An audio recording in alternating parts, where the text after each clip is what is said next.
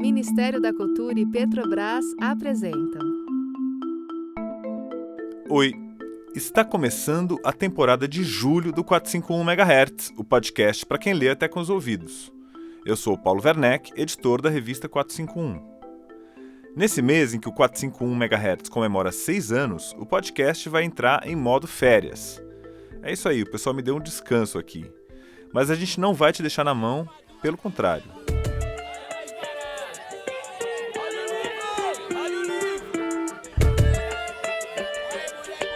Enquanto a gente descansa por uns dias, a gente vai publicar uma temporada especial de 15 episódios com algumas das melhores mesas da Feira do Livro 2025, que aconteceu agora no mês de junho em São Paulo, lá na Praça Charles Miller, no Pacaembu. Ou seja, dia sim, dia não, vai ter um episódio novo do 451 MHz no ar. Eu já vou te falar um pouco mais sobre quem vai estar por aqui nesse próximo mês, mas antes eu preciso te avisar que esse episódio do 451 MHz é realizado com o apoio do Ministério da Cultura e tem apresentação exclusiva da Petrobras. A nossa temporada de férias tem a Aline Bey, o Lázaro Ramos, o Marcelo Rubens Paiva, a Neide Rigo e muitos outros convidados e convidadas que passaram aqui pelos 9 dias do nosso festival literário. No episódio de hoje você vai ouvir a escritora Cidinha da Silva na mesa A Obra de Sueli Carneiro como método pedagógico. Ela conversou com a Bel Santos Maier, que é especialista em formação de leitores, sobre a força do pensamento da Sueli Carneiro na formação de professores e alunos. Então vamos lá para a primeira parte da conversa. Boa tarde, gente. Que bom que vocês estão aqui. Muita gente conhecida trazendo gente nova, para a gente celebrar e conhecer um pouco mais desse livro. Vou falar um pouquinho sobre Cidinha. Eu, quando cheguei aqui, Cidinha, encontrei duas jovens, bem jovenzinhas, que vieram para conversar comigo e que talvez estão te encontrando pela primeira vez. Então, sempre é bom falar quem é Cidinha da Silva. Cidinha da Silva é mineira, é uma das vozes negras que se destacam na literatura contemporânea. Autora de 22 livros, 23 com esse agora. 23 livros com esse que a gente está hoje aqui conhecendo. E os seus textos, a sua escrita, transitam entre crônicas, contos, ensaios e dramaturgia. Livros para as infâncias, livros para educadores e educadoras, livros para toda a gente. Cidinha tem a sua obra traduzida para idiomas como alemão, catalão, espanhol, francês, inglês, italiano. Já recebeu alguns prêmios para os seus livros. O Prêmio Biblioteca Nacional, em 2019, para o livro Um Exu em Nova York, e o APCA, em 2022, para o Mar de Manu. Tem 2 livros bem importantes, 2 ensaios que dialogam muito com as lições que ela sistematiza nesse último livro. Um deles são Ações Afirmativas em Educação, Experiências Brasileiras e Africanidades. Ações Afirmativas em Educação, Experiências Brasileiras. E um outro, que é um livro extremamente generoso. Cidinha convidou várias pessoas da cena nacional para pensar em africanidades e relações raciais. Insumos para as políticas públicas da área do livro, leitura, literatura e bibliotecas no Brasil. Isso em 2014, quando se falava das políticas nacionais de livro e leitura, sem discutir as africanidades. Foi Cidinha que chamou muitas pessoas para fazer essa reflexão. E hoje a gente está lançando o Cachorro Grande. O título completo é Só Bato em Cachorro Grande, do Meu Tamanho ou Maior.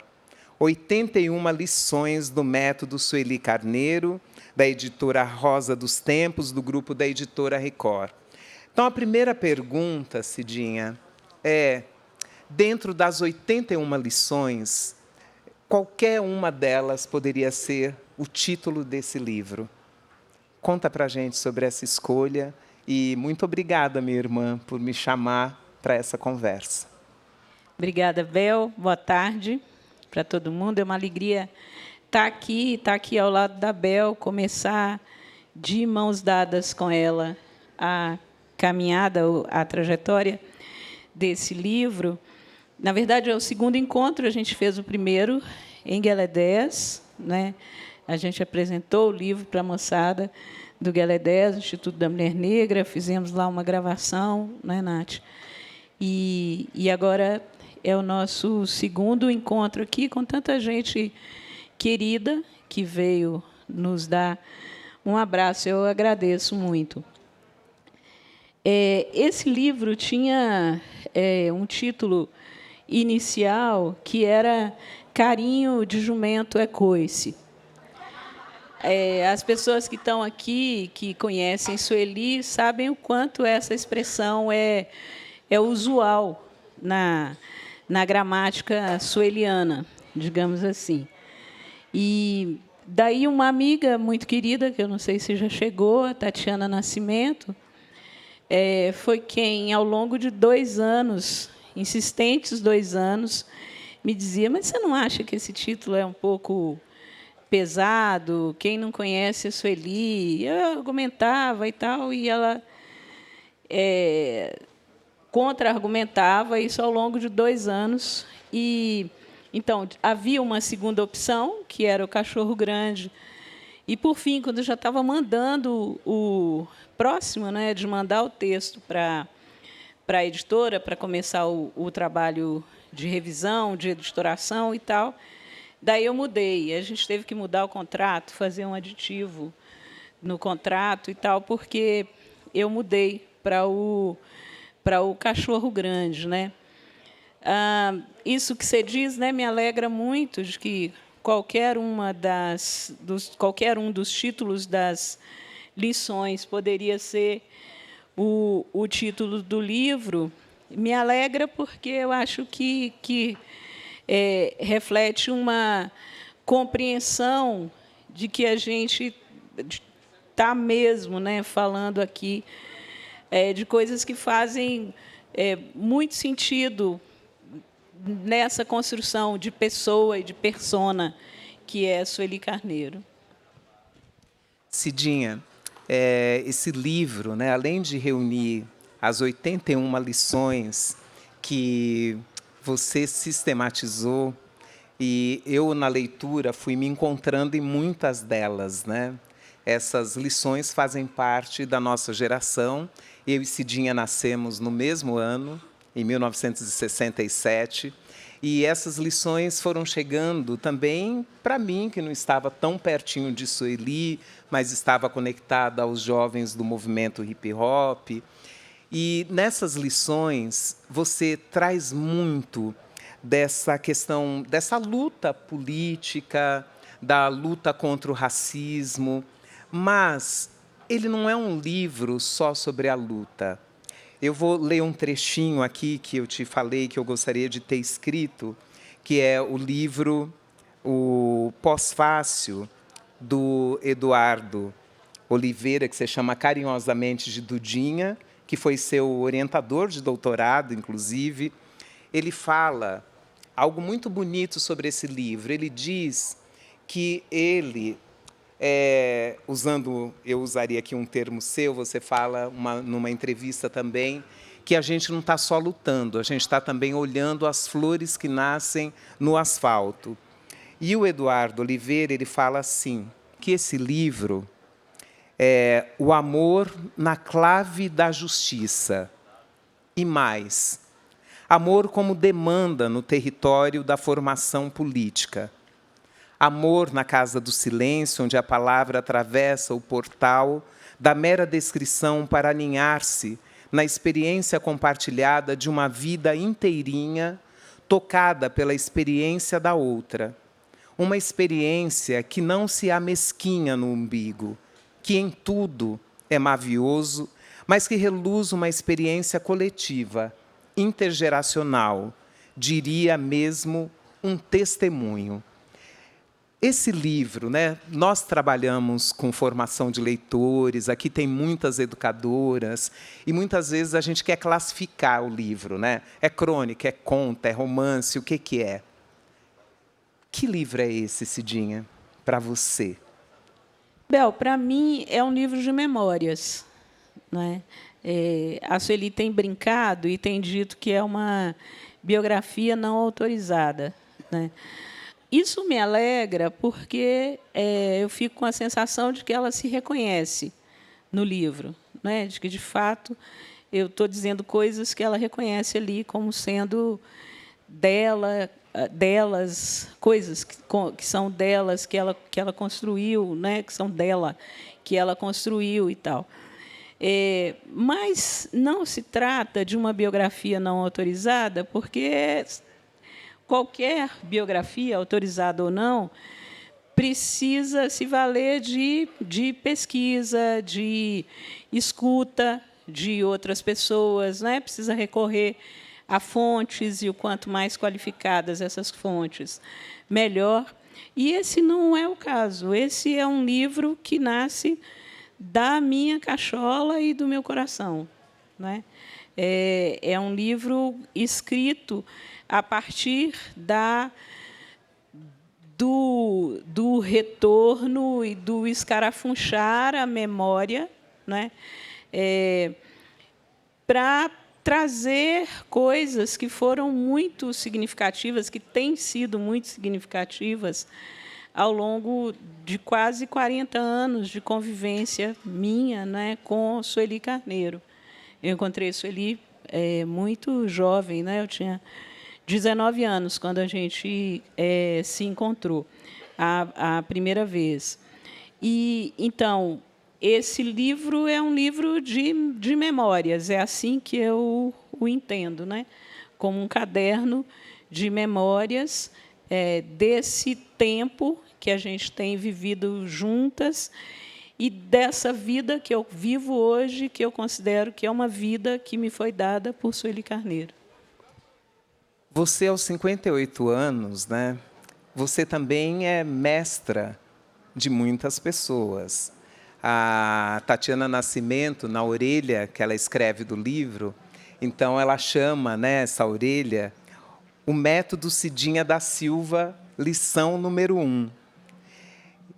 É um livro de memória, mas tem um lugar, esse livro, para quem está chegando, né? Tem um lugar para quem não conheceu ainda Sueli Carneiro, ou só a conheceu no Mano a Mano, na entrevista para Samaiá e o Mano Brown, né? Você trata aqui, inclusive, dessa como uma das lições. Então, que lugar você acredita que pode ter esse livro, que podem encontrar essas lições para quem te segue, para quem segue a nossa geração?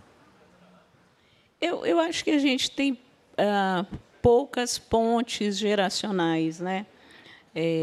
Bem menos do que a gente precisa e do que a gente merece, né? A Sueli tem feito um programa, um podcast que se chama Escute as Mais Velhas, né?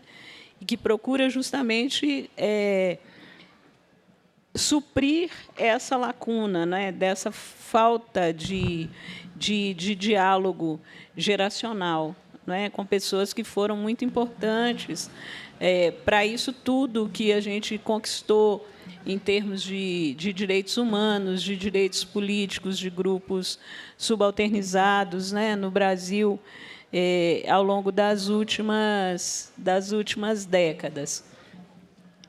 E, então, acho que esse livro ele tem esse papel, ele pode cumprir esse papel intergeracional, né, nessa perspectiva de escutar as mais velhas, né, principalmente de escutar Sueli Carneiro, que eu tentei traduzir nessas 81 lições. Inclusive, a lição 25, né? Ela fala: conheça os clássicos negros e fortaleça-se ao recorrer a eles. Ontem era aniversário, né? Se celebrou aniversário de Machado de Assis e de Luiz Gama. E aqui na feira tinha uma pessoa, que eu até ganhei um broche bordadinho, ela bordou o nome Luiz Gama, Machado de Assis, e estava distribuindo para algumas pessoas que ela encontrava. Então, essa importância, né, de conhecer quem veio antes. Você, nessa lição, você fala de alguns nomes. Você pode comentar um pouquinho da lição 25? Conheça os clássicos negros e fortaleça-se ao recorrer a eles. Então, quem são os clássicos? Você traz aqui clássicos vivos, que são fortaleza para você. Sim, sim. Sabe, o nervosismo aqui, né, Bel? Eu estava tentando lembrar de quem estamos foi nervosas que eu falei juntas, vai dando certo. Então, eu falo aqui de algumas mulheres, né, que são mulheres para as quais eu dediquei esse livro, né, 6 mulheres. Tem muita gente para quem eu dediquei, e essas 6 mulheres. A primeira delas, que já se foi, a única do grupo, né, que já se foi, é a Luísa Bairros. Luísa Bairros, a atuação política dela mais recente, antes da morte, foi como ministra da CEPIR, né? Luísa é uma grande pensadora, ativista, gestora, não é? Que se foi muito cedo, né, com 65 anos, e eu considero uma pessoa fundamental na minha formação, né? Tem 2 pessoas fundamentais na minha formação, Sueli e Luísa. Luísa vem logo depois, né? Entrou um pouco depois na minha vida, um pouco depois de conhecer Sueli, e a gente não teve uma convivência tão estrita, porque a Luísa morava na Bahia e eu em São Paulo, mas a gente conviveu muito e aprendi muito com ela. Maria Nazaré Soares Fonseca, falávamos dela, né, mais cedo, como uma das mulheres mais elegantes, né, que a gente conhece, da turma da Bel, a Nazaré, na elegância. E a Nazaré é uma professora do Departamento de Letras da UFMG, que eu conheci muito jovem também, e Nazaré foi, para a minha geração, um grande alento, né? Era a única professora negra que a gente conhecia e que se relacionava conosco como uma professora negra, né? Que cuidava da gente, que orientava. Então, Nazaré essa pessoa, é uma grande especialista em literatura africana de expressão caribenha, né? A outra pessoa aqui é a Leda Maria Martins, que as pessoas que me conhecem sabem o quanto Leda é referencial para mim. Leda tem alguns conceitos, né, que a gente tem trabalhado muito, como oralituras, corpo-tela, entre outros, encruzilhada, a primeira pessoa a trabalhar encruzilhada como uma episteme, não é? Leda Maria Martins, tem outros nomes aí que aparecem e sequer a referenciam, mas Leda é quem faz isso ainda no final dos anos 80, né? Então, Leda Maria Martins. Lígia Fonseca Ferreira é uma professora da Unifesp, é a maior especialista em Luiz Gama no Brasil, né? Lígia sabe tudo de Luiz Gama, é uma das curadoras da biblioteca Gita e José Mindlin, né? Uma pessoa muito importante, uma intelectual muito densa.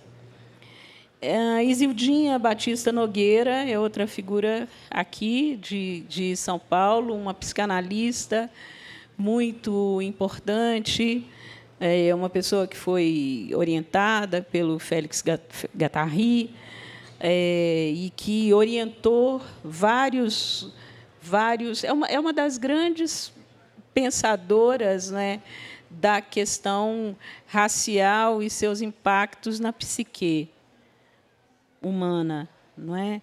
É uma das grandes pensadoras brasileiras desse tema, que formou, que orientou diversas pessoas aí da área de psicologia, de psicanálise, que escreveu, que escreve também, né? Está vivíssima. Denise Ferreira da Silva é uma intelectual também muito importante, que saiu cedo do Brasil, que atua no Canadá e que tem pensado, tem muitos conceitos interessantes, como o da dívida impagável, e que tem orientado muitas pessoas mais jovens, muitas pessoas do mundo, muitas pessoas trans, não é, que vêm na Denise, uma grande inspiração. E a Ana Maria Gonçalves, que é minha escritora preferida, que escreveu esse livro monumental, tão referencial para todas nós, que é O Defeito de Cor, não é? Uma pessoa que eu tenho a alegria de chamar de amiga também, e que, né, tem essas coisas monumentais, como ter um livro como enredo de uma escola de samba da magnitude da Portela, não é? Então, são essas mulheres, além de Sueli Carneiro, que a gente fala, eu falo dela o livro inteiro. Obrigada, Cidinha.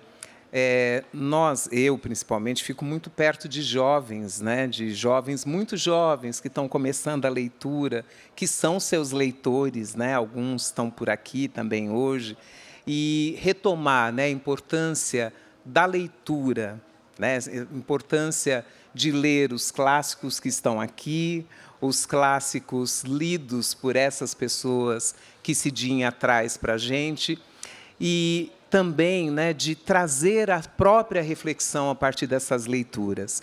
E uma das lições, né, que você traz de Sueli me fez lembrar muito um jeito que a gente acabou adotando para a nossa vida, né? A gente não sai de casa sem caderno, caneta ou um lápis, para sempre escrever. E quantas vezes, né, perguntaram para a gente assim, nossa, mas o que vocês tanto anotam? Né? E aí eu imagino o quanto essas suas anotações foram importantes para esse livro. Eu queria que você falasse um pouquinho, principalmente para quem não leu, a estrutura que o livro tem, né? Porque você traz a lição, depois, às vezes, você traz alguma história. Como é que você foi compondo essa estrutura do livro? E você, em um dado momento, você traz uma síntese. Você fala, olha, se eu tivesse que escolher aqui algumas das lições para explicar o livro, seriam essas.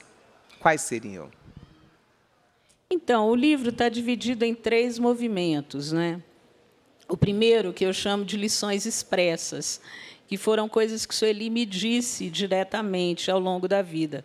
Faça assim, não faça assim, é melhor desse jeito, é melhor de outro. Muitas correções também, né, que ela fez no meu jeito de andar, de entender as coisas, de me movimentar no mundo. O segundo movimento são as coisas que eu considero que eu aprendi pelo exemplo, observando. Ela não me disse diretamente, mas observando como ela fazia, como ela se comportava, eu aprendi. E o terceiro movimento são as lições que eu chamo do tempo espiralar, que é outro conceito de Leda Maria Martins. Essas lições do tempo espiralar são coisas que, na maturidade, eu entendi, que eu aprendi com Sueli. Eram coisas que estavam internalizadas na minha vida, e eu não, à medida que eu fui organizando o livro, eu entendi que eu havia aprendido, não é, aquelas coisas com ela. Eu me surpreendi muito, porque eu achei que o bloco dos aprendizados pelo exemplo seria o maior bloco. E não foi. Foi o bloco das coisas expressas, né, das coisas ditas diretamente. a mim, né? E a tentativa ou melhor, esse caminho, né, de organizar o livro a partir desses 3 movimentos é também uma tentativa de deixar as coisas mais... É uma organização que também é cronológica, né? Eu procurei colocar as coisas à medida que eu me lembrava que elas foram aparecendo, que elas foram fazendo sentido na minha vida, né? Numa tentativa de também estabelecer um fio condutor para as pessoas que iriam ler o livro, né? Porque, às vezes, as coisas estão muito nítidas para quem escreve, na cabeça de quem escreve, mas não necessariamente... Isso não acontece necessariamente quando elas vão para a tela, quando elas vão para o papel, né? E aí essas estratégias elas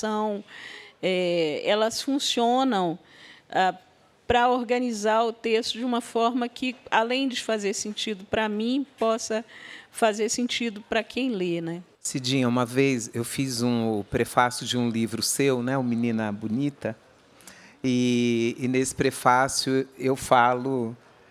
eu escrevo o prefácio não só para os leitores e leitoras, mas para minha amiga Cidinha, e eu falo desse seu sorriso de canto, né? Porque muitas vezes as pessoas falam assim, nossa, Cidinha é muito séria, ai, fala com a Cidinha, sempre todo mundo quer a Cidinha em tudo quanto é evento, com as bibliotecas comunitárias, você fala com ela, que ela é muito séria. E você traz no livro uma Sueli Carneiro, que também é uma pessoa muito séria, do jeito que falam de você, algumas vezes muito dura, mas a gente vai lendo, vai encontrando uma ironia, um sorriso de canto. Quem é essa Sueli Carneiro que traz, né, esse dengo camuflado, né, uma expressão que você usa no livro? Eu vejo Sueli como uma filha de Ogum com coração de água. Não é? É um coração que flui, um coração que recebe todo mundo, não é? Que, como a casa de Ogum, o coração de Sueli é uma casa aberta para todas as pessoas. Não é? É assim que eu a vejo. E eu convidei o Juan Flor do Nascimento para fazer o prefácio desse livro. Ele, que é um homem de Incoce, né? Que é um parente muito próximo de Ogum. E o Juan é uma pessoa que conhece muito esse jeito de amar, né? Dos filhos e filhas de Ogum, que é um jeito de quem guerreia, né, de quem luta, de quem não tem problema nenhum de fazer isso, mas está guerreando, está lutando pela paz e tem uma motivação de amor, né, muito grande. No final do livro, eu digo que Sueli, durante muito tempo, em muitas entrevistas, né, ela sempre disse que o que a fez lutar contra o racismo e escolher isso como missão de vida foi uma indignação profunda com os absurdos, né, aos quais que o racismo impõe, não é, às pessoas que são alvejadas por ele. E eu digo que isso é verdade, mas também acho que tem um motor muito forte de amor da Sueli pela gente negra. Isso é que fez com que ela definisse como missão de vida a luta contra o racismo, né? Então, é assim que eu vejo Sueli. E você, Cidinha, escreve, né, uma das lições, né, fala que tudo muda, até Sueli Carneiro. O que muda em você esse livro? Em mim? Acho que ele libera uma responsabilidade grande, porque é um livro que eu precisava fazer e entregar como um presente, como uma oferenda para a Sueli. Então, me libera dessa responsabilidade, já fiz, já entreguei. Esse é o presente dela de 75 anos de vida, que ela completa daqui a 2 dias, né?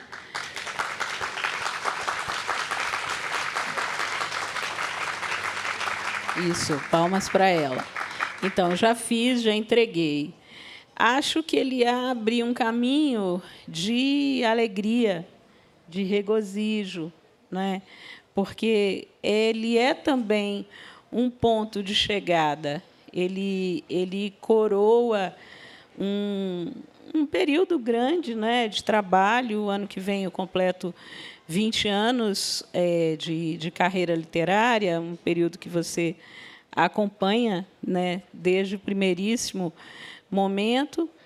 Então, esse livro é também uma coroação desse processo, né? Acho que vem algumas coisas diferentes depois dele, além de continuar nesse fio aberto nessa picada, né, no caminho aberta pelo trabalho com a memória, né? Acho que eu estou tendo a mesma sensação que eu tive quando comecei a escrever livros para infâncias, né? A gente escreve o primeiro e vem um monte depois. E, no caso dos livros que seguem esse fio da memória, eu tenho achado que vai acontecer a mesma coisa.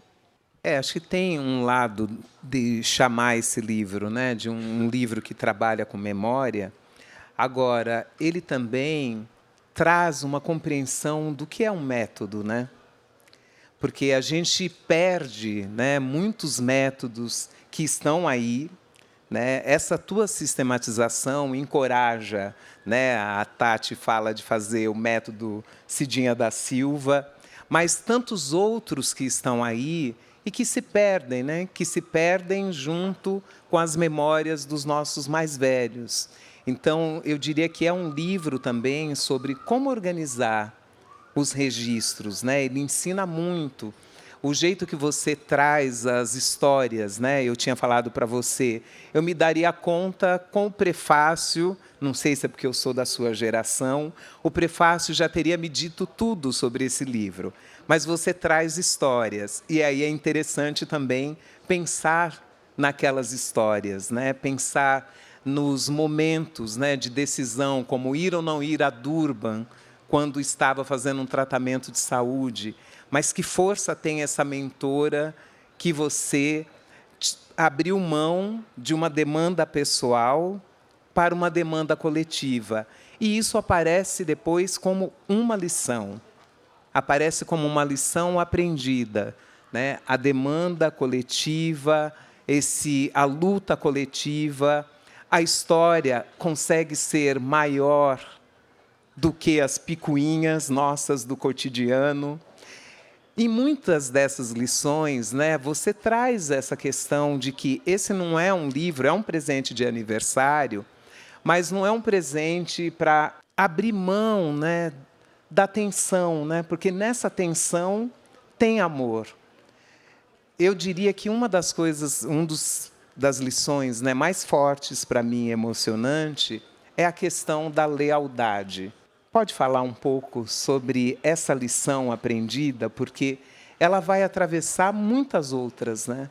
Nas suas decisões, nas escolhas que você fez. Sim, esse é um dos pilares de entendimento de quem é Sueli Carneiro, né? A lealdade, para ela, é uma coisa vital e a deslealdade é uma coisa imperdoável, né? A Sueli não perdoa poucas coisas. A deslealdade é uma delas, né? E é essa coisa de você... Tem muitas coisas presentes aí, contempladas nessa ideia.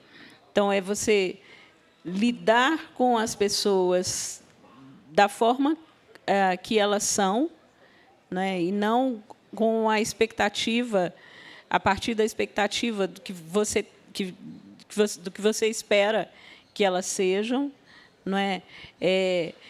Definir princípios e seguir esses princípios, ter ética sempre, né, Nath? Ter ética sempre em todas as relações, em todos os momentos.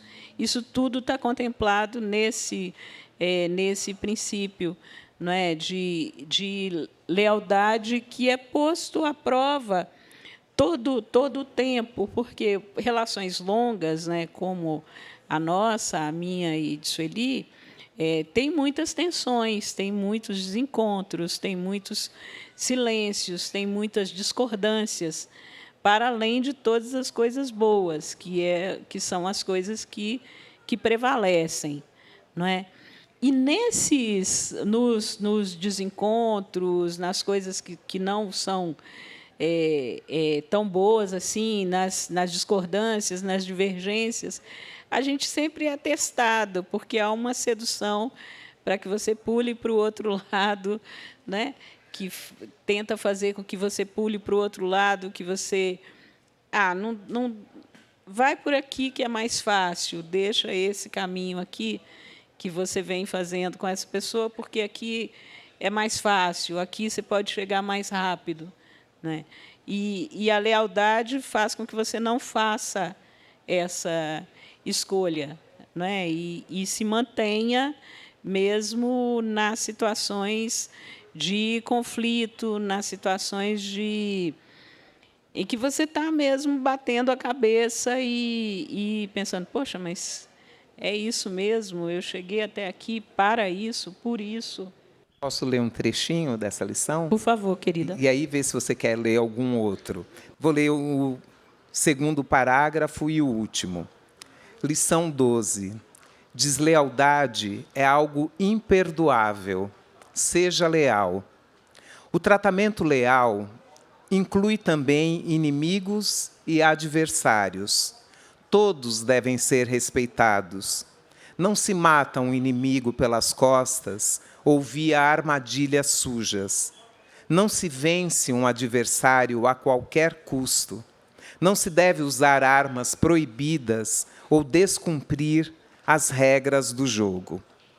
Aí lá no final, você conta algumas histórias vividas e diz: passamos por ano de distâncias e silêncio, nos observando e cuidando, cada uma à sua maneira, do amor que nos une. É um livro sobre amor, né, Cidinha? Tem muito amor aqui nesse livro. Tem. O que não é um negócio exatamente fácil, né? Porque falar de amor é sempre alguma coisa que deixa a gente exposta, né? Então, não é um negócio exatamente fácil. Mas é isso, esse livro é uma declaração de amor pública a Sueli Carneiro.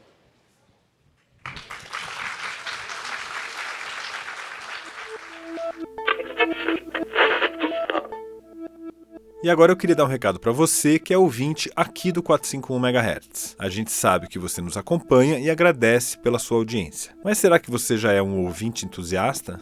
Com uma pequena contribuição mensal, você apoia financeiramente a realização do podcast e ainda tem o seu nome lido no programa como forma de agradecimento. Além disso, você recebe uma assinatura digital da 451 e com ela tem acesso completo a tudo que a gente já publicou sobre o mundo dos livros no nosso site e também nas nossas newsletters, e também a vários outros conteúdos que a gente produz para quem ama livros. E se você virar um ouvinte entusiasta, você também ganha acesso ao nosso clube de benefícios, que dá direito a descontos de até 40% nas melhores editoras brasileiras. Então eu te convido a ir lá no 451.com.br e fazer a sua assinatura. E aproveita para explorar o nosso site, que traz tudo sobre os últimos lançamentos nas livrarias, os debates relevantes na sociedade e foi realizado com o apoio financeiro dos nossos leitores. Eu queria também te contar que todos os episódios do 451 MHz têm uma página de repertório lá no nosso site. Então se você quiser saber mais sobre essa entrevista, os melhores momentos da conversa e outras milongas mais, é só entrar lá na seção de podcasts do site da 451. E agora vamos lá para a segunda parte da conversa. tem algumas, né, que eu gosto muito. Uma delas é o vá, mate e volte, que é alguma coisa que Sueli dizia para a gente em Gueledé, sempre que a gente saía para cumprir alguma tarefa, para fazer alguma missão externa, ela dizia, vá, mate e volte. Lembra, Lola? E, então, era assim, saímos de Gueledés para cumprir uma missão, e Sueli vaticinava, vá, mate e volte. Se sentíamos medo ou insegurança, o outro nome dessa expressão era confio em você. Não havia o preâmbulo de você é capaz, você dá conta, palavras singelas, pouco características da mística sueliana. Sua marca era dizer vá, em livre tradução, faça o que precisa ser feito. Se sentir medo, enfrente, vá. O importante é lutar uma luta justa e digna. Mate era sinônimo de cumpra, execute sua incumbência, realize seu trabalho. Volte era uma forma verbal de significados variados. Primeiro, instigava a vitória, a não sucumbência. Vencida a batalha, traga a vitória para casa. Me conte sua história vencedora. Estarei aqui, aguardando por você. Essa era a parte gloriosa. Ela nos esperava para ouvir sobre nosso triunfo e sorrir, celebrá-lo mais do que a gente. Nós, protegidas pela ingenuidade, ignorávamos a complexidade de articulações aparentemente simples. Voltar era também expressão de nosso significado para ela, para o projeto político de Gueledés.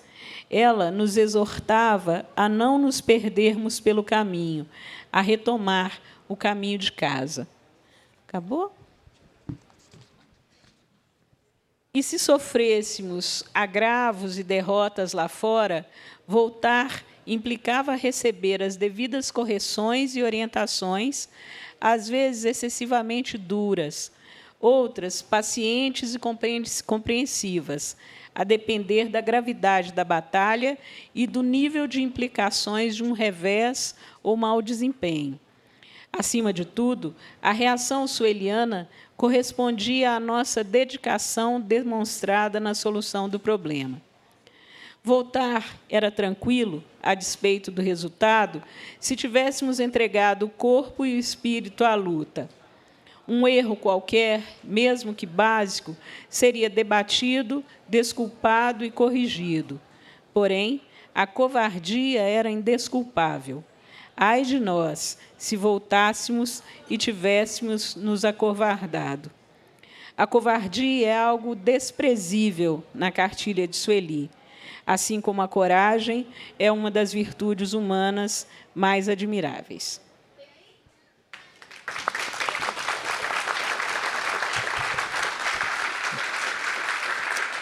Antes de fazer aqui, as perguntas chegaram, me deu vontade de ler a lição 41, que começa também com esse vá. Vá e me traga muitas histórias. Contei a Sueli que viajaria para Luanda. Ela sorriu e me abençoou. Vá e me traga muitas histórias. Gosto muito de Angola, você sabe. A minha filha se chama Luanda, não é? Fui a Luanda e a outros sítios, cuidando de trazer histórias para contar a ela. Moringa vertendo ao rio, de volta, águas de um longe que o criou, como me disse Tatiana Nascimento. É linda essa lição, né? Também. E bem no meio do livro, né, essa água vertendo no rio. Então, chegaram duas perguntas aqui, uma do professor Wellington Furtado, da Universidade Federal de Mato Grosso. Ele diz: o capitalismo, em sua pérfida face da branquitude, cria a contradição entre o ouvir de vozes negras que educam a todas as pessoas, ao mesmo tempo que pode fagocitar essas lições pelo mercado. Em que medida podemos lidar com a exigência, entre aspas, como a de a pessoa negra falar sobre a negritude, enquanto a branquitude não racializada, a ela foi sempre permitido falar sobre tudo? Em resumo, as pessoas brancas merecem o amor das lições? Não, estou rindo porque me pareceu meio contraditório o preâmbulo com o que foi apresentado como resumo do que eu vinha ouvindo. Aí me quebrou. Eu estou aqui tentando achar um sentido. Mas vou começar pela primeira parte, né? Essa imagem da fagocitose eu acho muito feliz, muito interessante, porque o neoliberalismo tem feito isso, né, com expressões tão nossas, né, e tem sequestrado expressões como ancestralidade, né, que virou hoje uma modinha, um negócio que diminui muito o sentido tão imenso que essa expressão tem para a gente, né? E assim com outras expressões, inspiração, são tantas outras. E há um risco sempre de que aquilo que a gente produz e que tem a potencialidade de atuar como signo de orientação, como um signo que dialoga desde dentro com o nosso povo, com a nossa comunidade, há sempre o risco de que isso seja sequestrado, né, pela perspectiva neoliberal de orientação, de formatação do mundo. E o que a gente faz para se contrapor a isso, eu entendo, é demarcar o tempo inteiro o lugar, não é, a partir do qual a gente fala, qual é a origem do nosso pensamento, qual é a origem da nossa ação transformadora no mundo.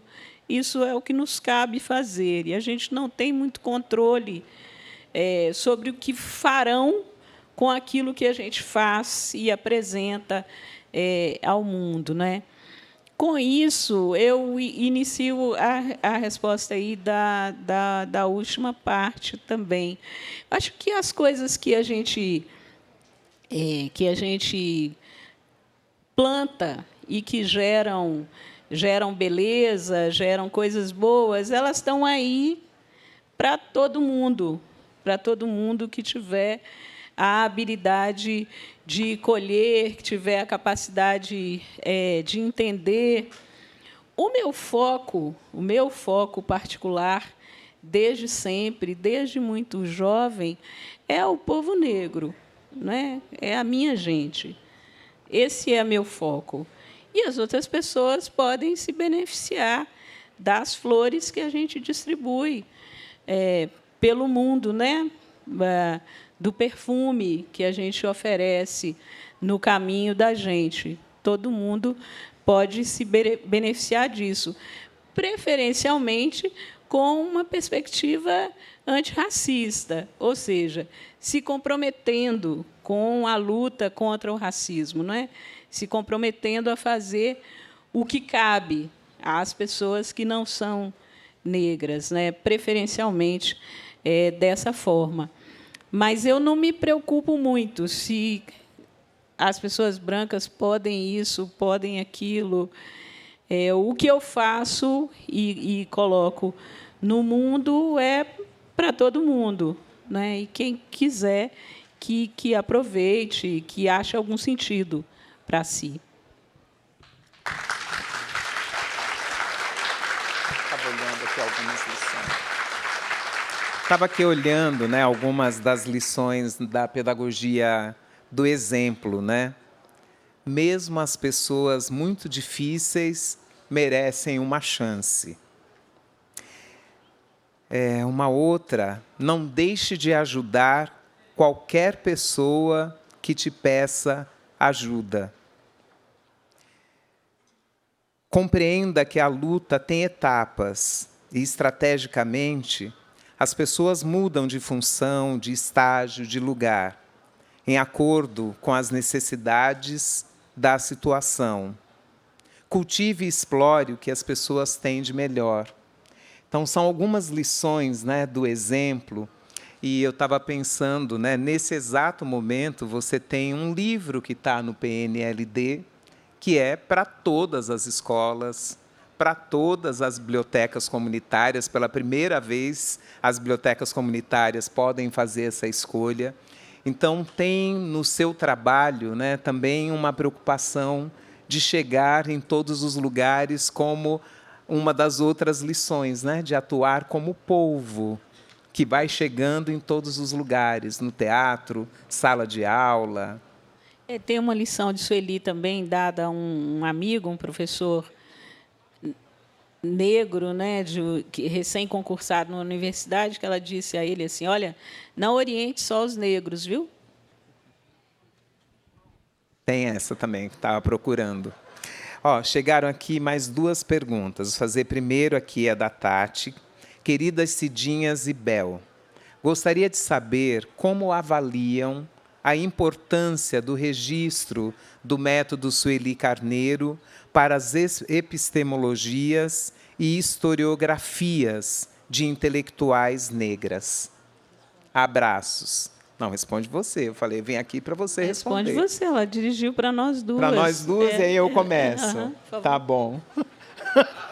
Não, 30 anos de amizade, né, é também para isso.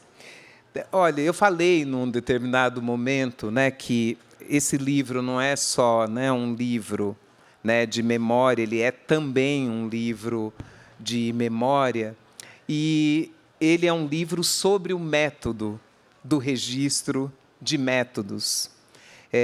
Eu considero muito importante, né, isso que a Cidinha fez, né, de trazer a lição aprendida, depois trazer histórias que alimentam essa lição e finaliza, né, com algo que poderia ser a moral da lição, mas não é. Eu entendo como uma abertura, uma nova pergunta que diz: e você? Como é que você está vivendo essa lição? Comigo deu certo desse jeito. Isso foi o que eu entendi. E você? O que você entende? Então, eu considero que esse compilar, né, do método Sueli Carneiro, e Cidinha, na carta, né, que ela coloca ao final, nos agradecimentos, ela diz: olha, estou pronta para levar, né, receber críticas, para receber convites, para abrir conversas, para poder melhorar esse livro. E para a historiografia, né, é um registro tão importante, não só para cada uma de nós, né, que é citada. Eu fiquei toda orgulhosa quando eu me vi lá na lição 80, né, e falei, é verdade, olha, eu estou aqui, e muita gente que está aqui se vê naquelas histórias, mas como é que a gente vai passando essas histórias para frente, para a gente não perder? Sueli Carneiro vem sendo premiada aí várias vezes, né, pela importância que ela tem para o nosso país, por aquilo que ela escreve, que ela pensa, por tudo aquilo que ela move. Então, como é que a gente pode, né, também com esse livro, que pode chegar a vários lugares, a muitas pessoas. Nossa, quanta gente querida aqui que vai chegando, a gente está sempre mandando beijo, sorriso. Esse livro pode chegar para tanta gente que vai poder, né, conhecer Sueli Carneiro e Cidinha da Silva. Eu estou imaginando um efeito mano a mano para esse livro, viu? Tomara, Bel. Tomara que seja, tomara que role. Então, eu queria que a Bel falasse primeiro, porque ela ia dizer tudo, né? E porque, para mim, como autora, é um pouco mais difícil essa coisa de ficar especulando o que pode acontecer, como é que o livro pode ser referência para isso ou para aquilo, é sempre melhor alguém que não é autora falar sobre isso, né? Uma expectativa que eu tenho, o Abel já disse, é que possa referenciar iniciativas similares, né? Tem muita coisa para ser feita sobre muita gente, muito importante e que talvez não esteja sendo feito com a acuidade necessária, né? Então, vou ficar muito feliz se o livro inspirar iniciativas similares, né, a ele. Eu também. Então, aqui tem uma outra pergunta, não foi assinada. Como foi a pesquisa para escrever Vamos Falar de Relações Raciais? A cada parte me sinto em uma aula. Parabéns, a obra é rica demais. Obrigada. Essa pessoa está fazendo referência a um outro livro meu, né, publicado, que está aí também, publicado pela Autêntica, que se chama Vamos Falar de Relações Raciais, Crônicas para Debater o Antirracismo.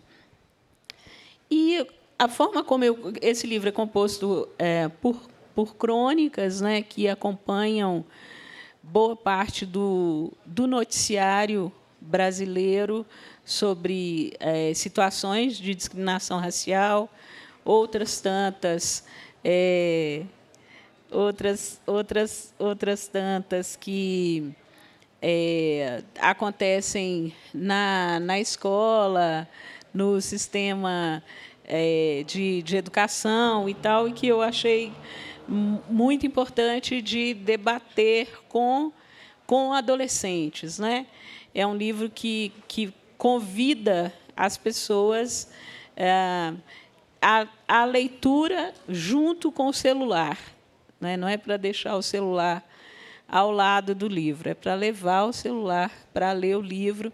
A gente tem uma série de atividades a partir de cada crônica, atividades que levam as pessoas para exposições, para podcasts, para experiências audiovisuais diversas, né? E isso por meio do celular, em contato com os QR Codes que a gente tem ali no livro. E a pesquisa, eu, na verdade, fui definindo blocos de assuntos que eu queria abordar, pensando nesse público do final do ensino fundamental, início do ensino médio, para conversar com esses adolescentes, né? E aí fui selecionando crônicas que eu já tinha escrito, outras que eu defini que eu precisava escrever, e foi assim, né?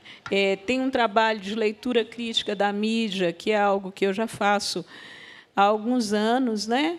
Comecei num livro chamado Sobreviventes, depois continuei num outro chamado #Parem de Nos Matar, e em outros títulos também.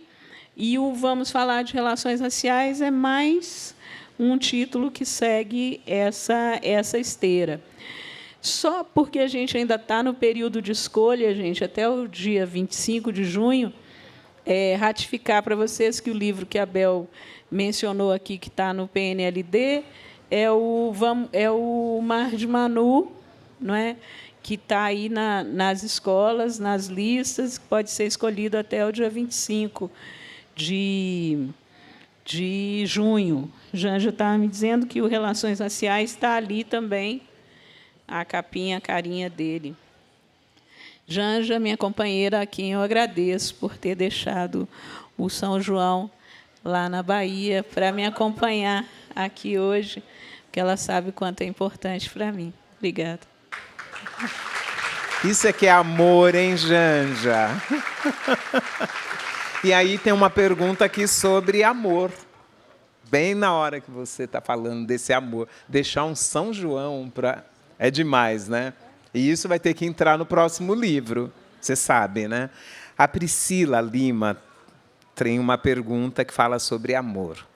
O movimento diaspórico de mulheres pretas é uma ação de sobrevivência, resistência e afeto, mas não um afeto romantizado, e sim um afeto exigente. Poderia nos explicar um pouco como este afeto nos mantém vivas e em um movimento intermitente?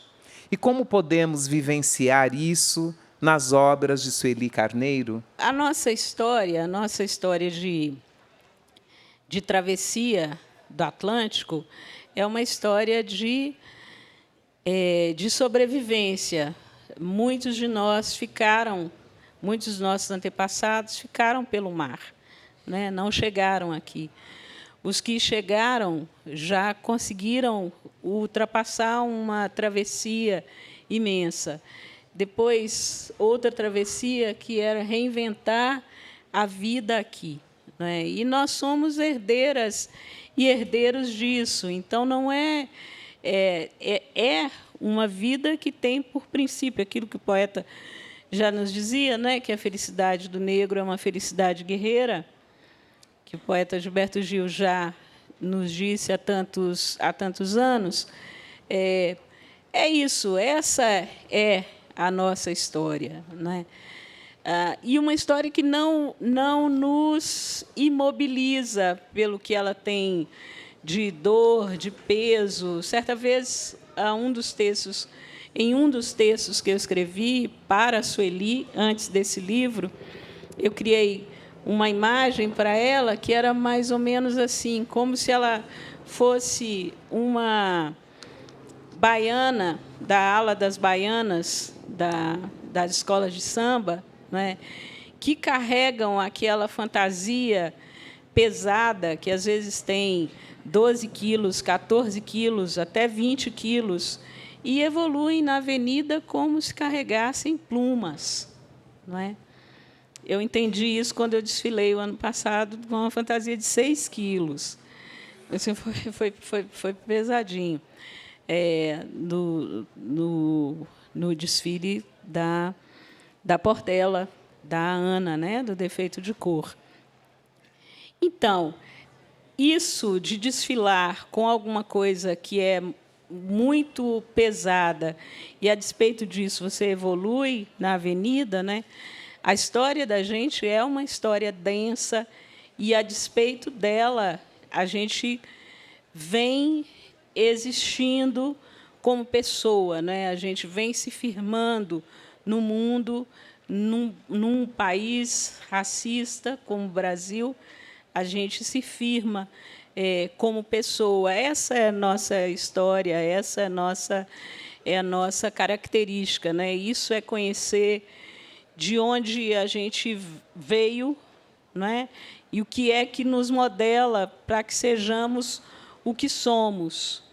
E também como a gente definiu o chão desse país, né? Como o solo desse país foi construído a partir das matrizes africanas, né? E a gente é herdeira disso tudo também. São essas complexidades, são esses paradoxos que nos formam e nos movimentam, né? Cidinha, a lição 35 fala um pouco sobre isso.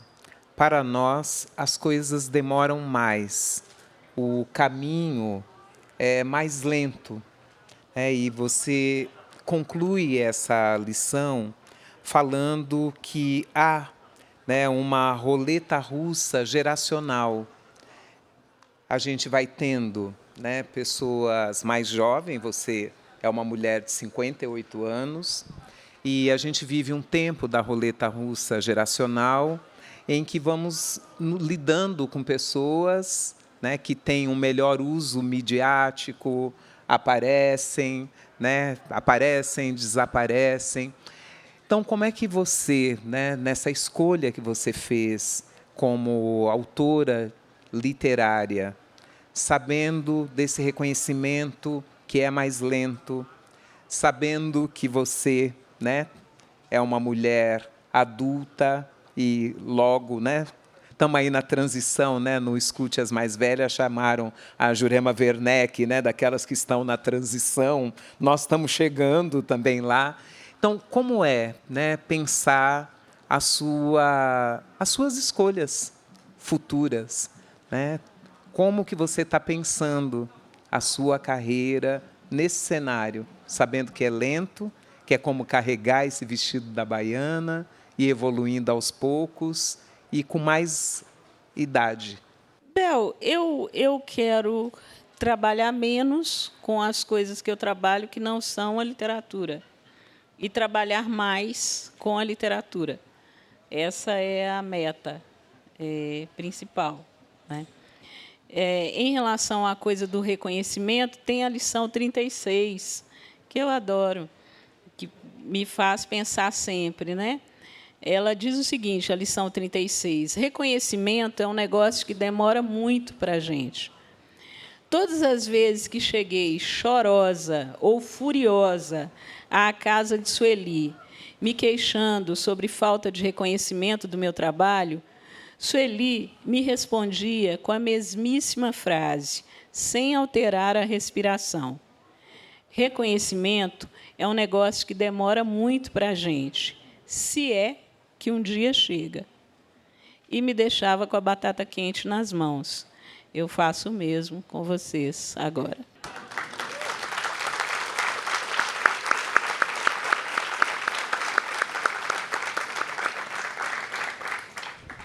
Tem um reconhecimento de Cidinha da Silva que, para nós, leitores, leitoras das bibliotecas comunitárias, das bibliotecas públicas, chegou faz tempo, né? A gente falou aqui o quanto foi importante a publicação, chamando atenção para as políticas nacionais de livre leitura, olhando para as africanidades, e você não para, né? Sendo chamada para conversar sobre o seu livro.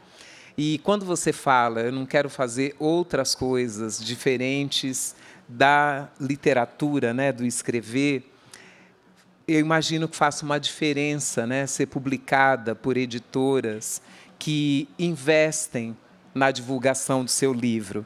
Eu te acompanho nesses 30 anos, carregando o livro, você mesma apresentando o seu livro, e tem uma postagem muito bonita da sua chegada aqui à feira e o registro pelo olhar de Janja, e fala de um outro momento. E acho que tem uma coisa que é uma responsabilidade nossa, os leitores, de ler as autoras que a gente gosta, acredita, fofocar sobre a literatura que elas escrevem.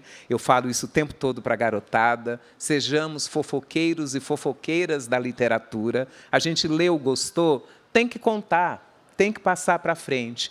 Mas há uma responsabilidade das editoras, dos eventos literários. Como é que você tem visto isso, né? Você está também, esse novo momento, isso dá um alívio para fazer mais o que mais gosta?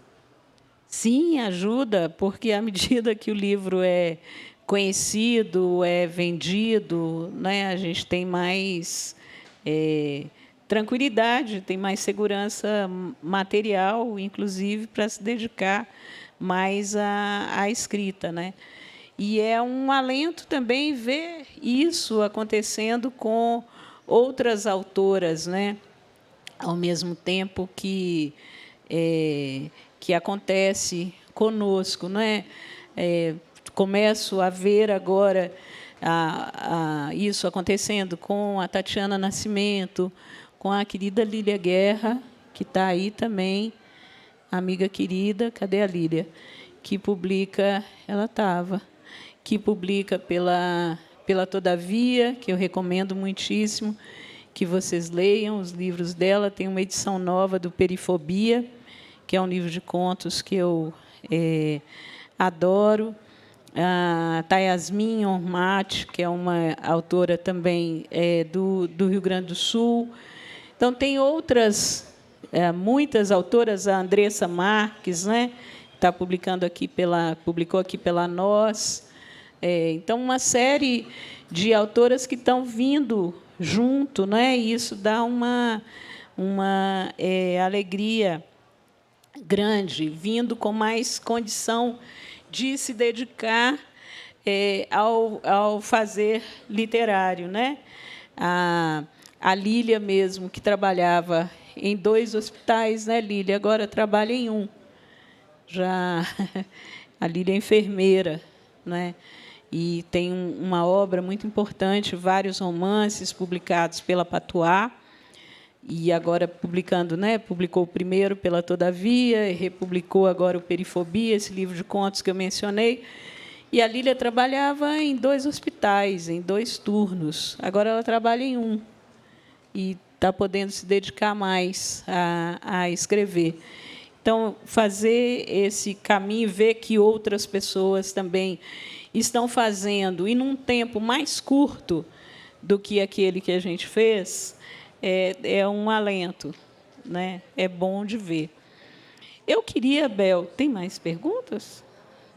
Eu queria ler aqui, não sei se será a última coisa dessa nossa tarde, mas eu queria ler a lição 37, porque a gente falou de várias coisas aqui mais doces, mas esse é um livro que tem tensões também, e eu acho importante que as pessoas saibam disso e vejam isso, porque não se trata de um amor que não tem conflitos, né? Que não tem divergências, desentendimentos.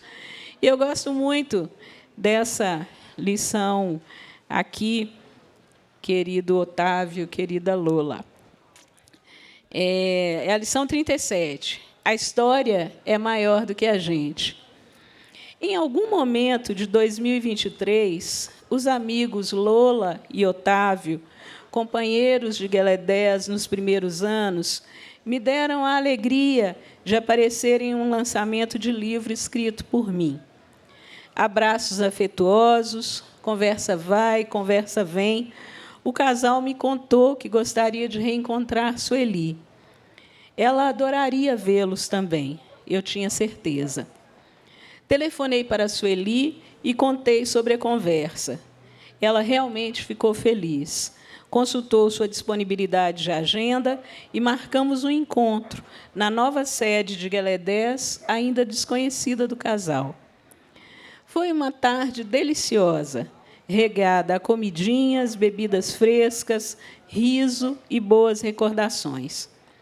Sueli discorria animadamente sobre o acervo de Gueledés, sobre a importância da memória, as publicações, os vídeos e outras sistematizações produzidas acerca de projetos que completavam 20, 25, 30 anos na instituição. Em dado momento, Sueli comentou sobre os abalos sísmicos, conhecidos internamente como hecatombes, que resultaram na saída de equipes inteiras da organização. E como, numa trajetória de amadurecimento guelediano, as lideranças desses grupos foram procuradas no sentido de doarem cópias de materiais históricos de Gueledés para o acervo, para uma construção de memória coletiva. Uma dessas lideranças nem sequer respondeu aos contatos. Lola e Otávio se mantiveram prudentemente calados. Eu divergia de Sueli e expressei compreensão da atitude de quem não quis compartilhar materiais com Gueledés. Sueli arrematou a conversa, advogando que a história é maior do que a gente. Sim, é verdade, concordei. Contudo, essa afirmação é fácil na vitória. Na derrota, o ódio e o rancor podem tomar conta da racionalidade, turvando a visão de longo alcance.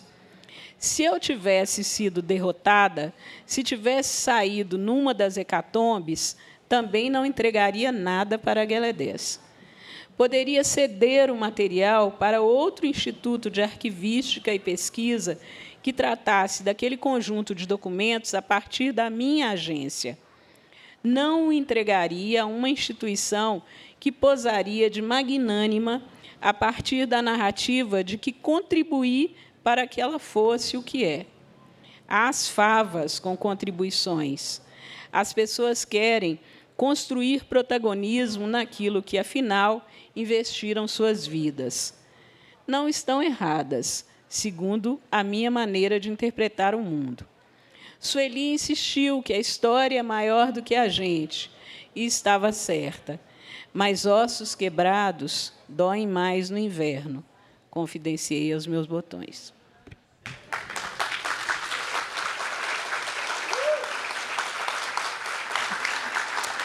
Eu sou daquelas que lê fazendo anotações.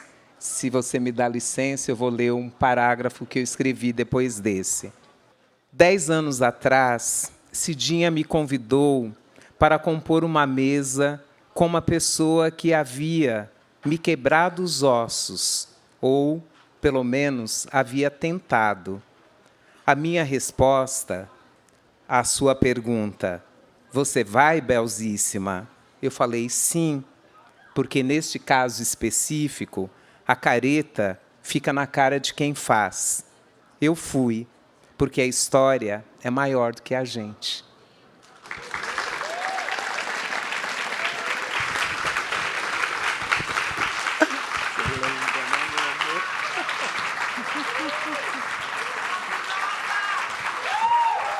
Obrigada, gente. Muito obrigada.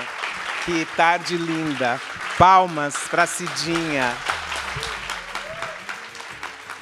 E antes de dar tchau, eu queria agradecer aos nossos ouvintes entusiastas que colaboram financeiramente para a realização do podcast. Então, muito obrigado a Alexandre Vidal Porto, Ana Carla Dias Braga, Ana Maria Pedrosa Sá Freire de Souza, Bruno Felipe Simões Costa, Bruno Schultz, Cristiane Gonçalves dos Reis, Daniela Falcone, Eliane Marta Teixeira Lopes, Elisa von Handel, Flávio Francisco de Moraes, Getsemane Silva, Gustavo Senechal, Irene de Almeida Biasoli, Jaime Mendes, Kellen Gutierrez, Lorena Grise, Lucimar Carvalho, Luísa Franco, Marcos Apóstolo, Maria de Lourdes Maciel Silva Silva, Márcia Cristina Fraguas, Mário Rick Fernandes, Matheus Cacique Moraes, Murilo Carvalho, Patrícia Rodrigues Sanches, Paula Fontana Fonseca, Priscila Valverde de Oliveira Vitorino, Ramon Limeira Cavalcante de Arruda, Regina Gomes Sodré, Richardson Thomas Silva Moraes, Rodrigo Bittar, Samuel Valim Bolonha, Tiago Barreto, Valéria Midena, Valessa Lopes Baldin, Vladimir Mucuri Cardoso. É isso aí, chegamos ao final deste episódio do 451 MHz. O 451 MHz é uma produção da Associação 451 e eu sou o Paulo Werneck.